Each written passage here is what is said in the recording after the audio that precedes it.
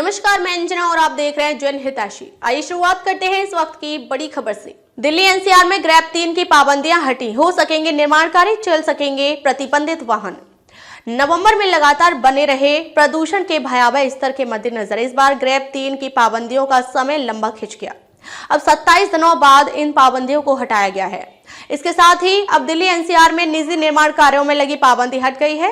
BS3 petrol एवं BS4 diesel चालित 4 पहिया वाहन भी चल सकेंगे। प्रदूषण के स्तर में हुए सुधार के बाद वायु गुणवत्ता प्रबंधन आयोग यानी CAQM की उप समिति ने ग्रेडेड रिस्पांस एक्शन प्लान यानी ग्रेब 3 की पाबंदियों को वापस ले लिया है। इसके साथ ही अब दिल्ली एनसीआर में निजी निर्माण कार्यों में लगी पाबंदी हट गई है।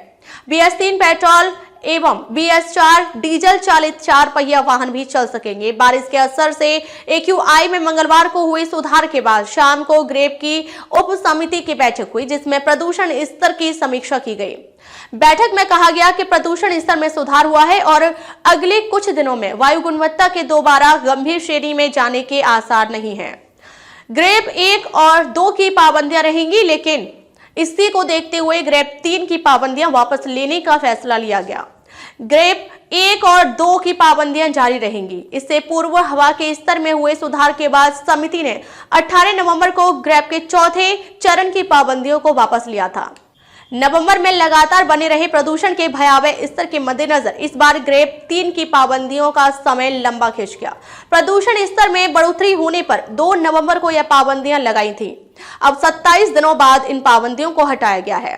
ग्रेब 3 की पाबंदियों में निजी निर्माण और ध्वस्तीकरण पर पाबंदी लगी थी। लाखों की संख्या में लोग निर्माण सेक्टर में काम करते हैं, इसलिए इन पाबंदियों का असर इन सभी पर पड़ रहा था।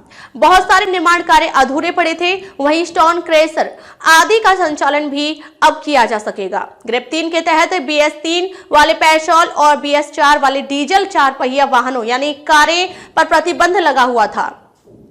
यह पाबंदी दिल्ली के साथ एनसीआर के 4 जिलों गाजियाबाद, गौतम बुद्ध नगर, फरीदाबाद और गुरुग्राम में लगी हुई थी। अब इन वाहनों का संचालन भी किया जा सकेगा। अब तक के लिए बस इतना ही, फिर मिलते हैं एक ऐसी ही बड़ी खबर के साथ। तब तक के लिए नमस्कार और देखते रहिए जनहितैषी।